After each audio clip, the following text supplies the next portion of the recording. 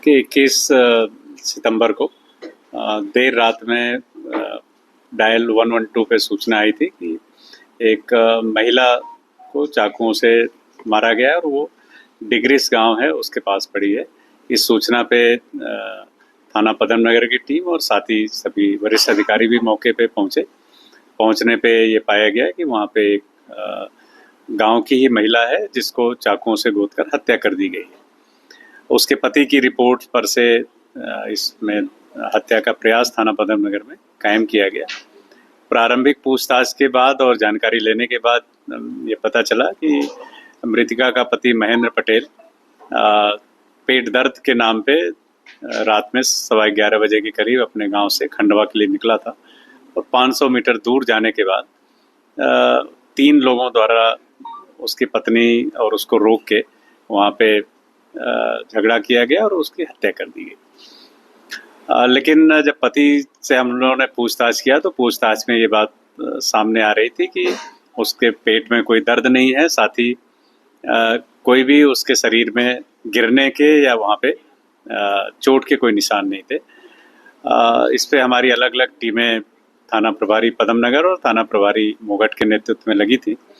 एक बड़ी महत्वपूर्ण जानकारी कल प्राप्त हुई कि गांव का ही एक हेमंत उर्फ कान्हा नाम का युवक है, वो पिछले 2 दिन से मृतिका के पति के साथ गांव में देखा गया था और उसकी भूमिका कहीं न कहीं संदिग्ध दिख रही है।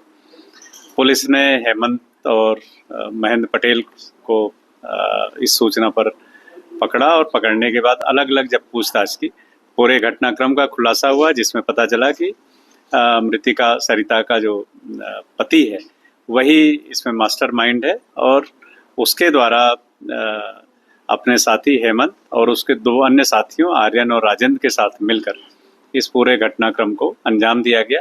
इसके लिए 1 लाख रुपए की सुपारी भी मृतिका के पति ने हेमंत और उसके साथियों को देने का वायदा किया था, जिसमें से 10,000 रुपये उसके द्वारा दिया गया।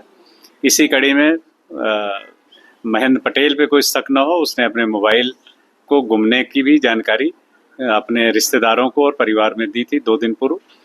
लेकिन इस पूछताछ के बाद पता चला कि हेमंत के पास उसने छुपाकर वो मोबाइल रख दिया था और सिम उसमें से निकाल के फेंक दिया था। पुलिस द्वारा इस कार्रवाई में मोबाइल भी जब्त किया गया है।